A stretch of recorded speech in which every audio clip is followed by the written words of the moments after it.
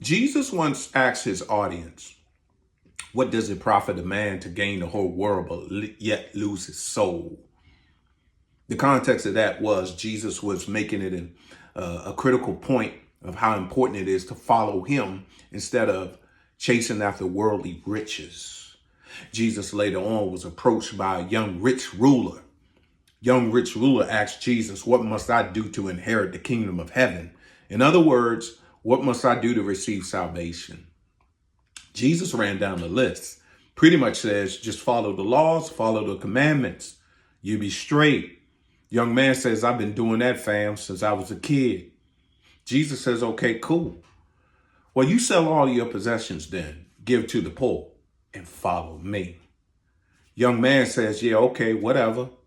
Rolled out, left. The text says he left looking sad.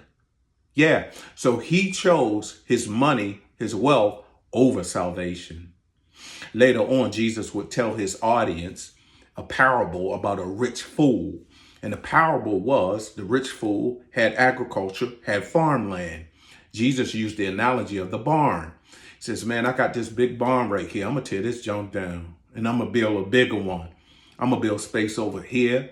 I'm going to build space over here for my Maserati. I'm going to build space over here for my Lambo. I'm going to build a mansion right here. I'm going to tear all this down and I'm going to put more on here and I'm cool. I'm straight and I'm going to drink and be merry. Right? He wasn't worrying about nobody else. And Jesus says, yeah, the day gonna come when the Father's gonna say, today, yeah, your soul is required.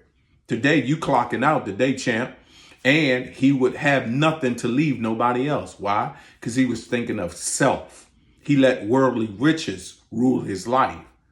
Well, why would Jesus reiterate all of this stuff and make it so important to emphasize it to his audience? Well, you got to remember that Jesus was tempted by the enemy when he was preparing for his ministry. One of the temptations was the enemy took Jesus on a pinnacle, which is similar to a high building with a point, an edge, took him to a high pinnacle and looked over the cities, worldly riches, and says, look, man, you bow down to that, bow down to me, I give you all of that, fam. That's what the enemy said. And the enemy quoted scripture at Jesus. What did Jesus do? Quote scripture right back at the enemy appropriately and with proper context. And we know the outcome. He defeated the enemy, right? But Jesus was tempted by the enemy to bow down to the enemy for worldly riches. So what else would Jesus get that from to tell his audience when he was teaching and preaching to them? Well, you got to go to Ecclesiastes as well. You got to remember that Jesus often quoted Old Testament scripture because, of course, during that time, they didn't have gospel yet. Jesus is the gospel, but they didn't have it written yet, and they didn't have epistles yet.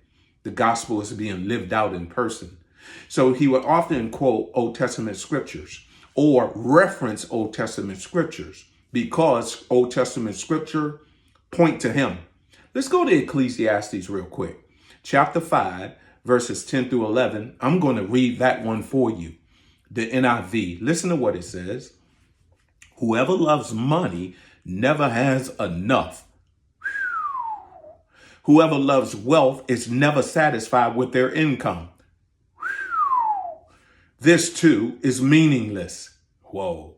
Verse 10 alone letting us know that money ain't satisfying us. We still going to have a void in our hearts or inside. However much money we have in the bank account, we will never be satisfied. Why? Because the flesh is never satisfied. Listen to verse 11. As goods increase, so do those who consume them. And what benefit are they to the owners except to feast their eyes on them?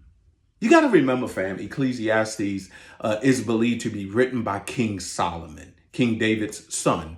King Solomon had that bag. He had the money. He was believed to be the wisest man that ever lived. But here it is. King Solomon ended up marrying a whole bunch of women that God didn't approve of. And those whole bunch of women that God didn't approve of, King Solomon allowed them to pull him away from God, to turn his back on God, drew him from God. So likely as a result, King Solomon wrote Ecclesiastes almost like a lament. He's upset because this is not an upbeat book. Ecclesiastes is not upbeat whatsoever. But chapter 5, verses 10 through 11, King Solomon says, whoever loves money never has enough. King Solomon was letting us know, your flesh ain't never satisfied, fam. I don't care how much you got in the bank. I don't care if you got a black card. I don't care if you got a Swiss account. Your flesh is never satisfied. And he says, whoever loves wealth is never satisfied with their income. This too is meaningless. So fast forward, Jesus is telling his audience, fam, don't be chasing after the bag. That ain't important. The real flex is following me, Jesus now, keeping me first. Everything else will be taken care of.